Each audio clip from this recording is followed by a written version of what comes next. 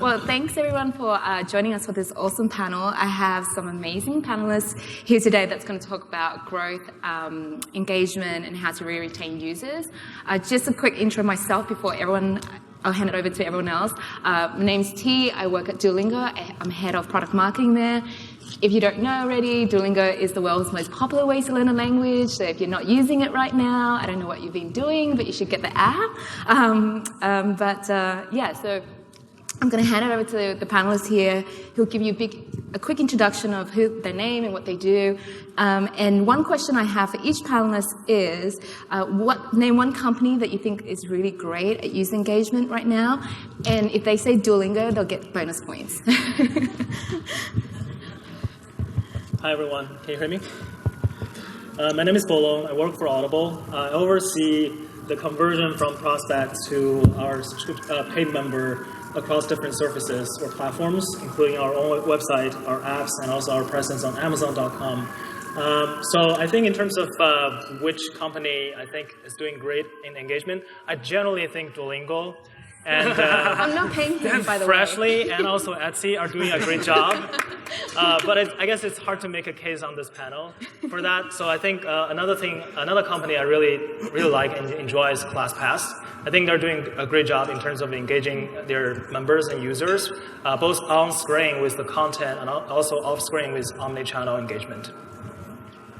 Hey everybody, I'm Nick. I work for Freshly, the product manager over there overseeing our native applications, so an iOS app, and as of a couple weeks ago, an Android app, finally. Freshly is a meal subscription company.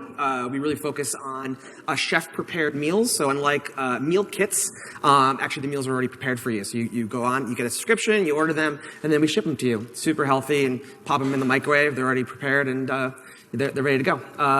I would say the company that I've been really sort of obsessed with and sort of really diving into a lot is a company called Shine. It's a Shine meditation app. And I think one of the things that I think they do a really great job is coming up with a voice of the app. So when I get a push notification, I know this is Shine. It feels very engaging. And it really kind of makes me feel like I know the app and sort of really want to open it every single day. So I think Shine, you guys should definitely download. Hi, I'm Mary Heyman. I work at Adjust, the sales manager there, and we help you track your users on mobile to better understand what they're doing, optimize your campaigns, and really get good ROI on your users. When I think of my favorite apps, it's kind of a tie between Seamless and Time Hop. I guess Seamless wins because they always get me to order Pinkberry, like all the time. But yeah.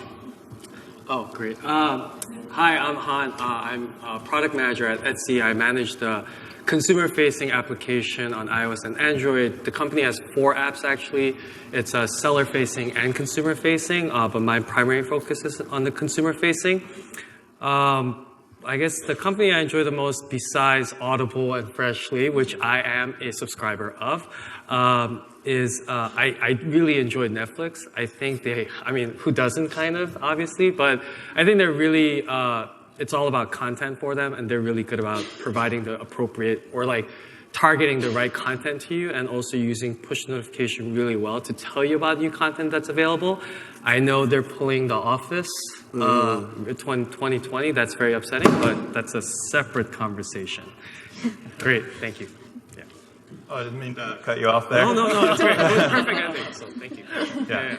And no bonus points to me. Nobody's a Action Network lover, I guess. I'm Brandon Cohen. I'm a PM at the Action Network. We are a sports media company focused on the sports betting market. We have 3 products, web, iOS, and Android. And just to be clear, we don't take any bets. We just try and be a data and content provider to make you a more informed sports bettor. I think it's interesting that you mentioned the meditation app. Mine was Headspace. I think there's like a general understanding that meditation only works if you do it on a day-to-day basis. And I think they do a nice, gentle reminder to like get you back into the app every so often. Yeah. Great, awesome. all great apps, so I definitely agree with those. So I think the first thing that I want to talk about is, we talk a lot about engagement, but I think the very top of the funnel is really how do we even get users to where they need to be, right? And that is actually the very first step, which is onboarding. You guys all work on really great apps, and I think getting the right onboarding flow in is so important, right? Because that's a huge drop-up point. I guess everyone in the audience can relate when they're looking at data that you're spending all this money to acquire.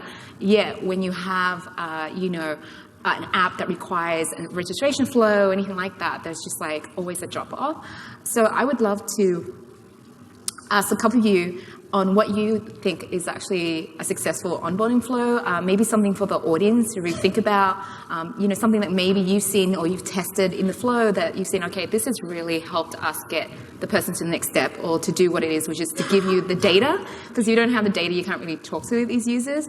Han, I want to ask you this question because I know you work with Etsy and you get a ton of people coming in and buying things. And I'm curious to know from you, what have you experimented with, or what kind of successful flow has looked like for Etsy? And it's been around for a while. I'm sure you've done a ton of experiments. Yeah, I could go into a little bit. I think there's so many things you can do. It starts from the app store and then all of your description, your video preview to talk about value proposition of the app and why you should download it. But there's, like I said, there's so many different points you can do. And so if you want to pick one point is let's say the registration flow. And I'm sure everyone here has tested this or done something about this or read about it. It's simple things as removing password fields or giving the option to see or see the password that they're typing. When we had the whole thing with, I don't know if everyone had to deal with GDPR, we also had to come out discuss with legal because you can't preemptively subscribe people to marketing emails. So how can you reduce the friction and also abide by laws? I think besides those very technical things where you could experiment through Mixpanel or Optimizely or your own in-house testing platform, I think you should think about I think there was a discussion earlier about is your app more utilitarian or is it content driven or it serves a purpose? So for Etsy, it's kind of we think people know why people come to Etsy, and the main thing that people do on the app is they search because it's kind of they're looking to buy something really personal, very unique or handmade or customized. So we try not to block anyone. We don't block anyone from with registration or onboarding flow, anything like that. Obviously, we can do improvements, but the first thing we want people to be able to do is search. So they have easy access to search, and you could start looking through items, read about the items, you could start favoriting items, but only at certain points do we ask people for registration. I think if you're more of a content-based app, you kind of have to have a proper onboarding where you ask the person about their interests. So Retail Me Not was a great example of are you into makeup? Are you into beauty? And having that type of onboarding flow is a great experience because the thing we learned through a lot of A/B testing at Etsy is if you're showing people things that are not relevant to their interest, they're not going to care and they'll just leave. So it's obvious, but it's really important that if you're showing them recommendation sets or anything like that, it should be obviously based on at least some sort of input. It could be their search query, their past searches, a listing that they tapped on, an item they favorited, or it's something they added to cart. You obviously could work with your data science team, or you could do some very low MVP things to say, if they've done this, show this thing some easy business logic. But yeah, I mean, another great example is if you look at eBay, they didn't really have, it's a huge marketplace. They have millions and millions of items. They have great structured data, but they didn't really have an onboarding thing on their app. But now they have a thing where I think if you open the app on the home screen, it says there's a interest flow and you tap on it and they have a very interesting are you a Eagles fan or do you like sports? And it's 8 pages of capsules or pills that you could tap on and it immediately reflects on the home screen of things that you're interested in. So those are a couple of examples. Yeah, no, yeah. I definitely, that's something that I think most app developers are always thinking about, right? How does that, is it a soft wall, is it a hard wall, what it makes sense? Nick, I know like at Freshly, you guys are cooking like healthy meals, and obviously showcasing the meals are probably quite important in the flow if someone's coming through. So how do you at what point, I guess in the onboarding or the registration flow, do you think is like the right moment to actually ask the user for more information, right? Because you probably want to maybe design specific types of meals around the data that you're collecting as well? Yeah, so the Freshly app's kind of unique at the moment. We really actually think about the app itself as a really great way to retain customers and get them to order more. So a lot of the actual acquisition piece actually happens on Freshly.com, the website. And then what we really try to drive you awareness of the app, gives you some sort of contextual moments to sort of really give you a reason why to go download the app, other than just saying go download the app. So what a lot of times at the moment is people who do download the app have already experienced some onboarding experience that may have happened on the web. So what we then try to do in the app is try to be very specific, knowing that a user came from the web and did not sign up in the app, to then start to ask very specific questions that will then enhance their experience. So yes, we could throw up a couple screens in the beginning and sort of say, hey, wouldn't it be great to get push notifications about your delivery? And so there's some context there for why you should say yes to the push. We're doing a lot of experimentation around Apple Health and trying to sort of make people aware of the value of using HealthKit and Apple Health, so that they could realize that it's really easy just to kind of share all your information up to Apple Health, and then you can then download it over to Lose It or whatever other sort of place you're doing a lot of your calorie counting or those kind of things. The other thing that we're really experimenting a lot is these contextual moments. So we got you in the app, you're using it. Now what we want to sort of do is ask you questions, little almost like we call them micro moments, to kind of get you to give us a little bit more of information and then use it as part of the experience. So one example, we actually spent a lot of time trying to redesign our product pages. So you go into the app, you learn about the meals.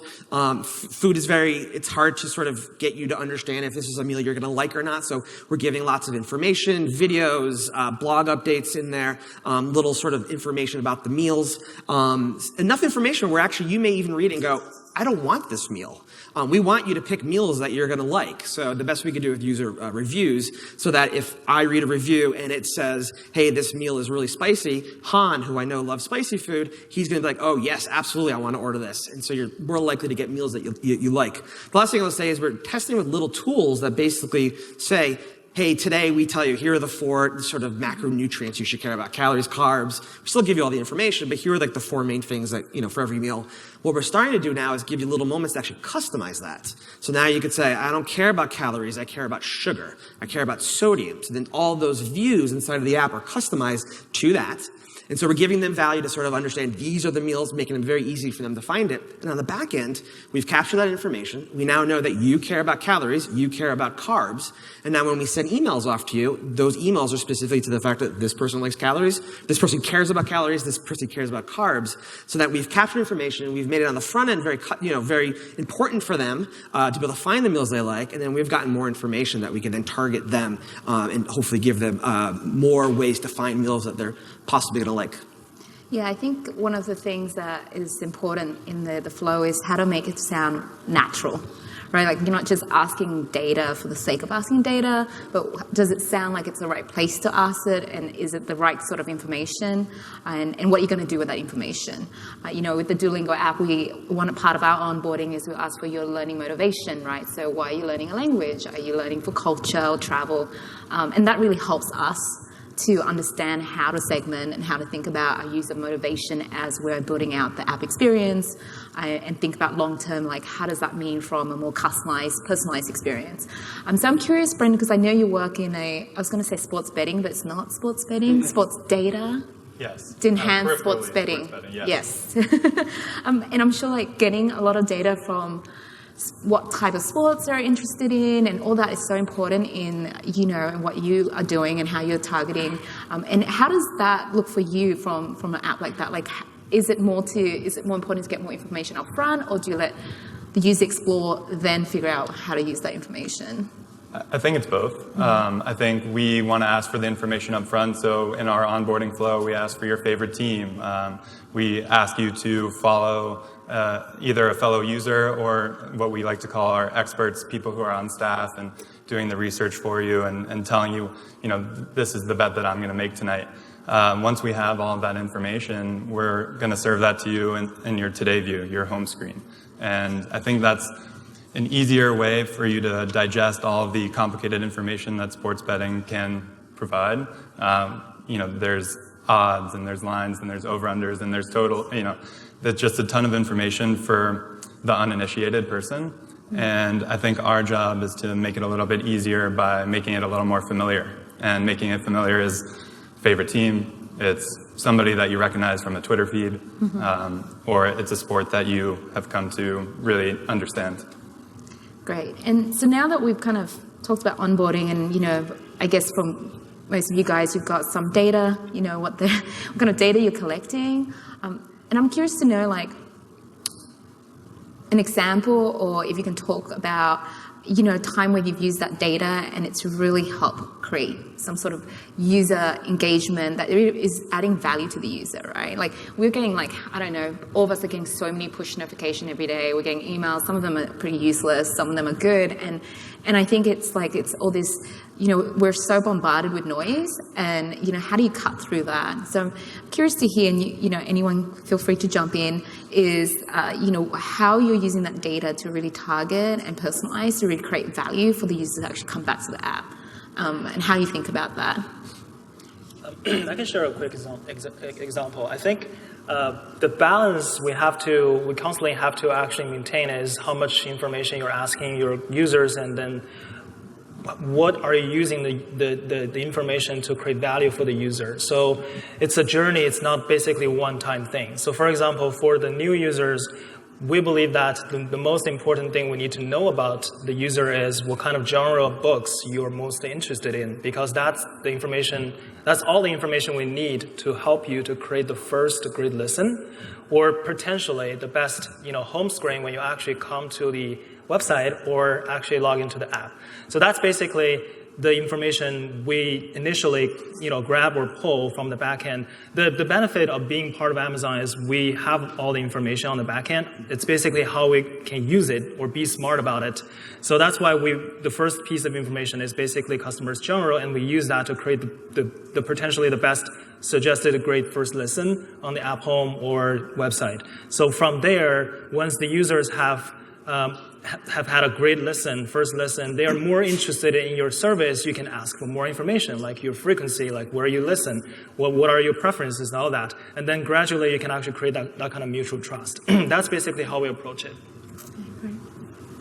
Yeah, part of what we also do is, I think one of the holy grails of onboarding would be definitely trying to get all the information up front. Like, I'm sure you guys have all done the care of onboarding to kind of figure out sort of what's the best vitamins for you. And that's actually fun and kind of interesting, and you learn a little bit along the way. And in lieu of sort of having sort of this dedicated onboarding, or even allowing people to skip as part of the onboarding, again, a lot of the things that we try to think about is sort of those contextual moments where we could sort of, from you even doing an action as opposed to even telling us something, that we can then sort of help you have a better sort of experience. So for instance, the Freshly app has the ability for you to rate meals. We really want you to rate meals, and the premise is you rate the meals, and we'll sort of get this back to our chefs so we can make the meals better. And now we're starting to do things where if you rate a meal poorly, the goal is let's get you to rate a whole bunch of meals. That was at first. Second part of this is now if you rate a meal poorly, can we get you to give us a little bit more information? So you gave a meal 2 stars, we pop a screen that says, well, why? Give us, select from these sort of predetermined reasons, as we call them, and there's also an open field text box in there. So they give us that information. Now, what do we do with that? If the user rated a meal at 2, and we know it's in their next delivery, we're going to get them to rate the meal, and then we're going to say, by the way, this is in your next delivery, would you like to remove it? So then we sort of, with that information they're giving us, we're then taking them back into the change meals funnel, which we have a strong correlation that if you go in and change meals, it's a good chance you're going to get that delivery, so we could get them to remove it. And so we continuously try to pull those levers to make sure that their next delivery is more and more and more likely to be that every meal is a 5-star type meal. So again, it's another one of those examples. If they tell you something, what are you going to do with that? If they tell you they didn't like a meal, let's make sure they don't get it again. Yeah, I think as an end user, anytime that something value is provided, that's when I appreciate it. So at my previous experience at delivery.com, it's seamless, Grubhub, all of the on-demand delivery things out there. We looked into data, and one of the things that we noticed, or I noticed, was that if you use one of these services, you usually tend to order from like a handful of restaurants, and you always tend to order the same thing. So like, I don't know if you ever looked at your like past order history for food, or if you order like Papa John's or Domino's, whatever, you probably have a staple you always go to. You probably say something like, please don't include onions, please make it spicy, et cetera, et cetera. So we pulled all the users' order data, and we noticed like it's a handful, and like when we look at the exact order, it's usually the same thing, and usually the option description also includes the same thing. Please include utensils, please do not put peas or whatever. So we're like, okay, so if people keep coming back and ordering the same thing, is there something we can make it easy for buyers to place the same order and over again? So what we did was, as you continue to place orders, what we did was introduce a reorder module. So basically, a lot of food apps, if you look at it, it's like search. It has all the restaurants by your location, or it says search for restaurant, or it gives like categories like Chinese or pizza or Indian, things like that. We put a module on top, basically says it's basically one-click checkout, but we're not supposed to say that. It's patented by Amazon. It's one tap. And so you tap on it, it'll basically take you to the checkout page with your delivery, your phone number, ring, doorbell, 6A, don't knock, the dogs will bark. All that information is there, and you just tap to reorder. So providing that type of convenience to users by looking at kind of like the existing behavior is very helpful to reduce friction for people who like using your services. So that's another thing. Have you ever done a push that says like you don't like peas? Yeah. If we know you don't like peas, and Yeah. then get them back. Yeah, no peas. Yeah, I think the theme is sort of ratings, wanting to personalize the experience. And for us, I primarily work on our web product. And at the end of each article, we have 3 options for you to choose, whether you didn't like the article, whether you thought it was just okay, or whether you thought it was great. And I'm thankful to say that our positivity score is pretty high. But I think it goes in a bi-directional way. So not only is it good for the user, we start producing more and more content for them to enjoy, but it's also informs our content strategy. So where can we dedicate our resources? We learned that even though people really love news and entertainment, they don't love it on our site. And we also learned that darts is a really popular article for people to read, but you have to be careful with data like that because, of course, we're not going to become a dart-specific sports betting content company. And so you just take the learnings and you apply it to your future strategy. I'm curious if any of you guys have the opposite view where there's no personalization and there is no real collecting of data, but you can still have a very successful app. I say that because, even at Duolingo, we have, hundreds and millions of users and we send out a ton of communication. And we know things like what language they're learning, what they're interested in, but a lot of times what we see works is really just like playing on certain behavioral, common, I would say human behaviors, right? Like FOMO, like, fear of missing out. So one of our best areas to re-engage our users is just sending them passive-aggressive messages, right? If you ever use the Duolingo app and you haven't used it for like 30 days or whatever, we'll send you a message that's like, we miss you, and there would be like a crying owl duo, and we basically guilt you into coming back, and that really helps. So guilting people, making them feel bad about not using your service has really worked for us, and that takes much more of a broad approach, right? That's not really taking in a lot of the content they're using or a lot of the data they're giving us. So I'm curious if any of you guys have ever run experiments where it's like, really we don't even care about the data. We're just going to send them a lot of different types of messaging that falls into like different buckets. And it could just be like much more broader, but it works just as well. I mean, I could give a quick example is free money works for everyone. You don't really need data for that, especially like if you are coming in from the on-demand space. It's a game of who's giving the biggest coupon code that night. So like if you look at Seamless, Grubhub, all these companies, it's like whoever sends push notification at the right time that says $8 off your dinner order, you're like, do I order from Seamless or do I order from Grubhub?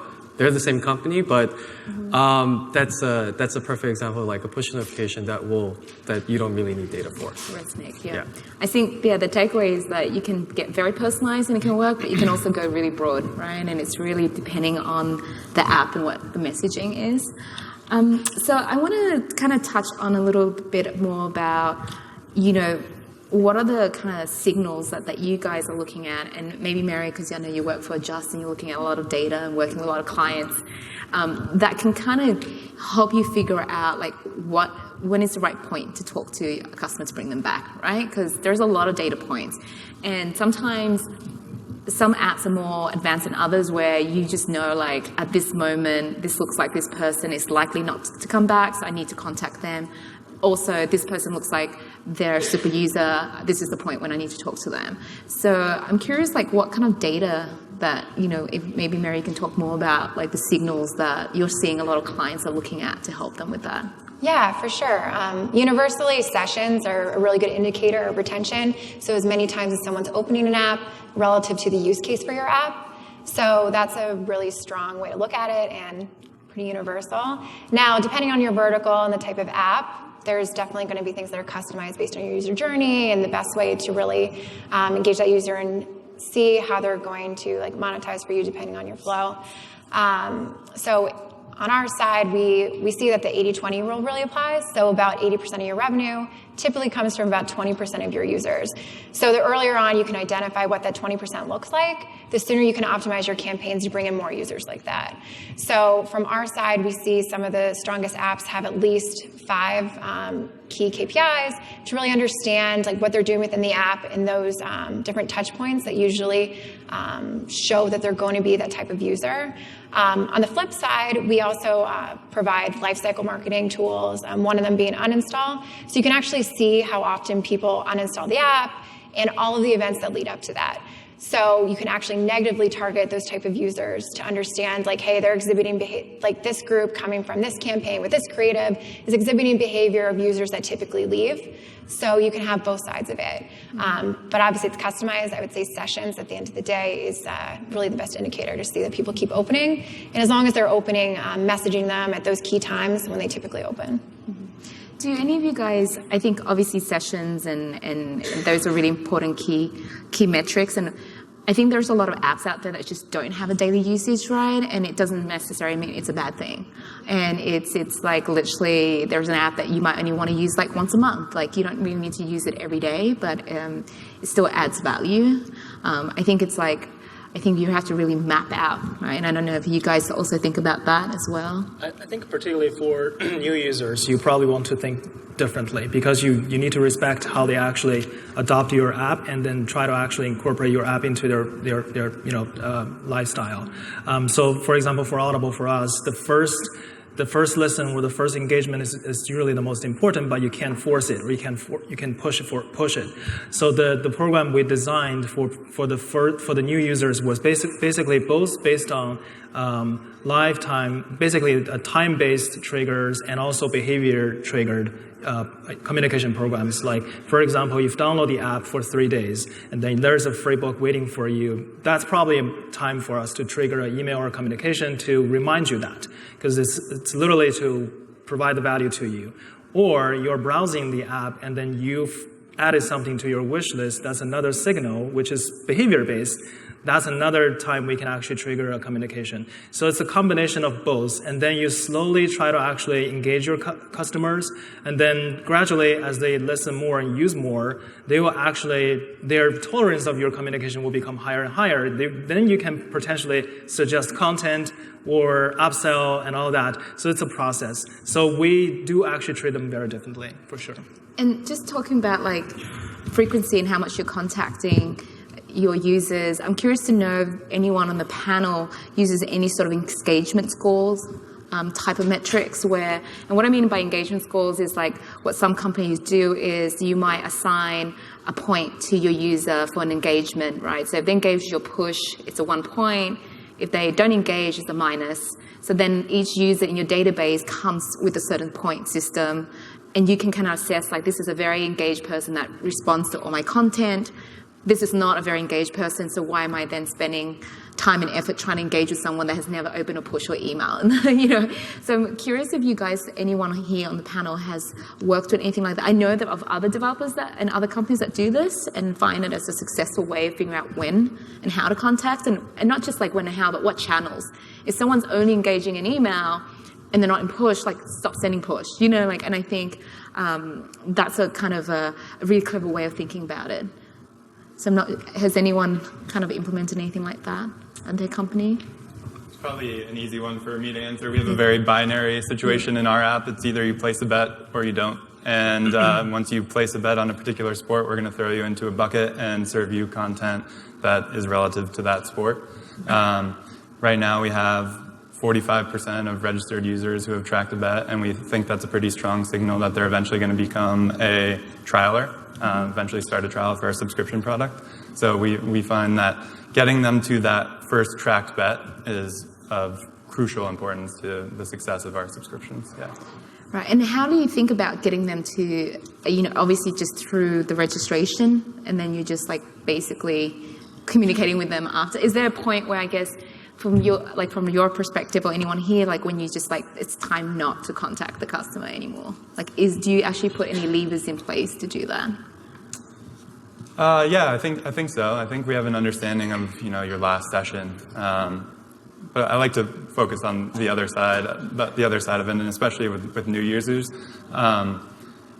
If you come in and you track a bet within the first 5 days of downloading the app, then I think we're well on the way of having you come back on a day-to-day basis. And what we try to do is re-engage you on the weekends. It makes sense. Sports happen on the weekends. So we're sending most of our push notifications to get you in and tracking bets for that night, because for us, the moment where you understand our product is when you win your first bet. So you come in, you place the bet, you're watching it at home, you're watching it from your phone, you see the win probability of the bet go through. It's a really fun experience. You get the green check mark. You get a bet slip that you can share with your friends. So that's what we're striving to do. Right. And yes, I was just going to add. I think if your company is coming from a subscription business model, there are like very easy ways to track like engagement and life cycle. I think like the primary thing I want to talk about is like 7-day retention curve and 30-day retention curve, 60-day, 90-day, depending on your business.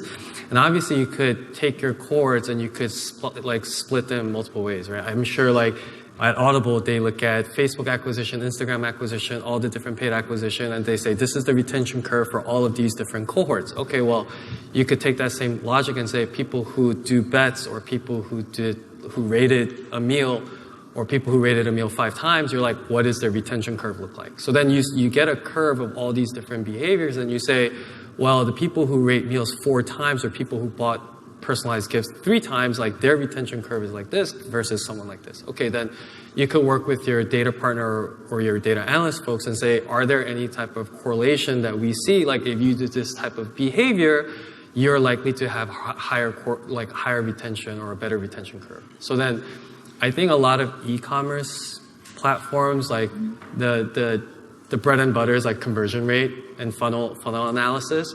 But I think like a shift that even e-commerce we will all see is like they're going to think about retention curve. It's not a one-time thing. I think Bolang and like Nick mentioned this already. It's not like one-time deal and like we got information from you. It's like, what are you going to do with that? And then continue to do that. And then there's like that long tail. And at the beginning, it's like at what point do you want to raise your retention curve? So the benefit is that it affects everyone at the long tail and lifts everyone up and they keep coming back to your app frequently.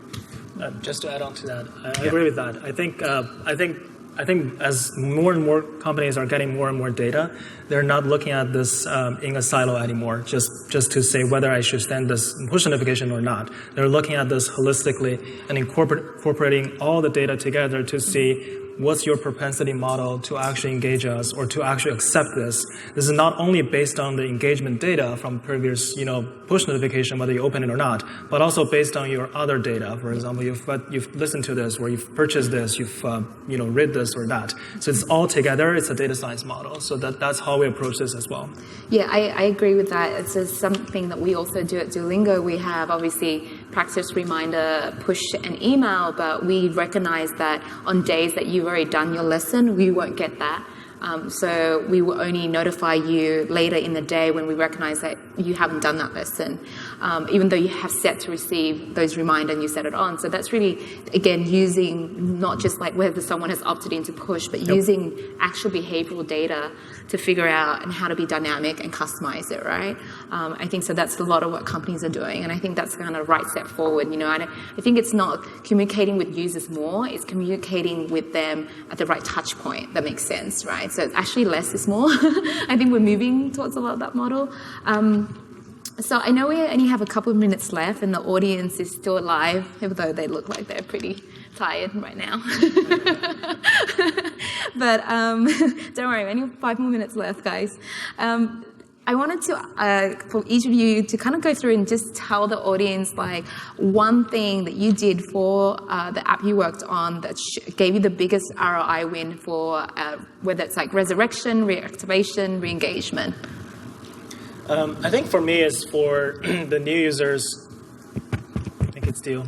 For the new users, I think one thing our team did was to try to actually understand what's the most important piece for our customers when they think about Audible. It's certainly the content. So particularly for new users, how do we actually shorten that journey for them to actually get to the content? That's the key. So one thing we did was before our app was kind of gated, and then you have to create an account, you have to actually sign up with a free trial to be able to actually get the content to start the listening, to really see the value. But then we were like, hey, can we actually shorten the journey, because we believe content will automatically eventually bring the customers back. So for example, on Android, we basically just take down the gated wall. We create an anonymous experience to engage the customers. So even before you sign in, create an account, you can actually start to engage the content. You can actually listen for some samples to really experience it. On iOS, you don't even need to sign up as a free trial. You can get a free piece of content as your first listen. So all those things actually greatly improve the first-time user experience, which in turn give us better opportunity to upsell them into a paid membership. So that was a huge success for us. Yeah, I think for us, a big aha moment for us was when we really kind of finally segmented our customers by life cycle.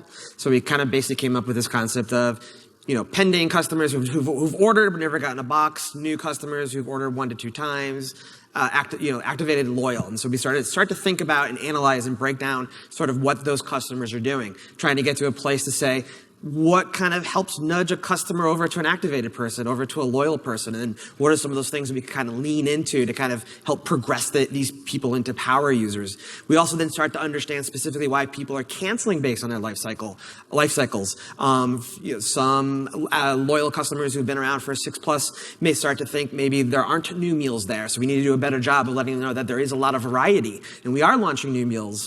We did surveys with them, and while we know we launched new meals, they didn't understand that. And so sort of trying to really lean into those things. And then target our message in such a way where it actually makes sense for that life cycle. So, we send out new meal emails and pushes, but for new customers, every meal is new. So maybe we sort of talk about it in a different way. For a activated or customer who's been around for a long time, use that data to say, hey, this meal that you loved 6 months ago, which you gave it 5 stars, and we had to take off the menu, it's back now. So we're messaging them. So it's less about sort of, maybe in that case, less about new meals, but hey, this favorite meal of yours came back. So I would say as much as you could break down your users into different life cycles and then really start to double tap into those individual actions that all of them are doing, I think was a big aha moment for us. On my side, I'm seeing a lot of different apps do a lot of different things, but one thing that's pretty common is people are kind of re-engineering the payment cycle inside of their app. So it used to be a lot of people are sending people outside their app, but a lot of people are actually changing it back so that it's all in-app, and they're paying that premium to Apple or to Google because it's worth it to keep the users within your app. There's just so many other apps out there, and really having that precise and quick user flow really makes sense and keeps your users around longer. There was a very interesting experiment we ran. I don't have a very strong belief in changing color of a button will increase a lot, but you'd be surprised how copy changes to make a big impact. But one of the things that we like I'm sure for all app people here, like sticky CTAs. So we were all like, oh my God, we should do sticky CTAs. And then we're like, you look at the product detail page or PDP and you're like, okay, like we offer buy it now, which is like very like just tap it and then we're gonna send you to the checkout flow. And then there's a second button, add to cart. So we're like, how can we help people impulse shop? There's a big thing out there with like drunk shopping. I don't know if people know what that is. Like you get drunk and you start shopping and people on Twitter complain, oh, Etsy, like you cause drunk shopping, blah, blah, blah. So we're like, how can we encourage that? All right, let's put buy now on the bottom. People scroll, the CTA will always be there.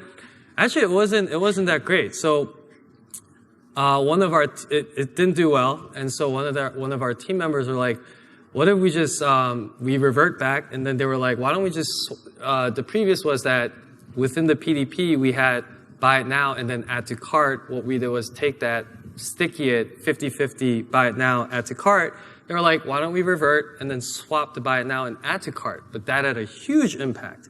So we're like, why would add to cart have a huge impact? So we are a marketplace. You buy from multiple sellers. If you buy from multiple shops, you pay multiple shipping costs. So what ended up happening was people were just adding to cart more rather than buying that one item. What ended up happening was people would add to cart more from the same shop, which had a big impact. So it was kind of like compulsive shopping is not always the best, and helping people add to cart and find more items could be also best. So that was a very interesting testing moment. Yeah. Yeah, I mentioned earlier, sports betting can be a little bit of an overwhelming experience. There's lots of data being thrown at you, and so we wanted an easy on-ramp into our app. And so one way we did that was we started doing free-to-play contests. And so you tie it to a tentpole sporting event, you tie it to a big personality in the sports world, and they say, come join us for this free-to-enter contest. You can come and understand a little bit about sports betting, but it's low risk. And so once they're there, they have fun, they follow along with all the props for that particular game, and then they're in our environment, and we're hoping that they come back. Yeah. Awesome. I encourage you all to play. Yeah. So that's all we have time for today. I want to thank the panelists and the audience for staying engaged for the last 45 minutes. Thank you.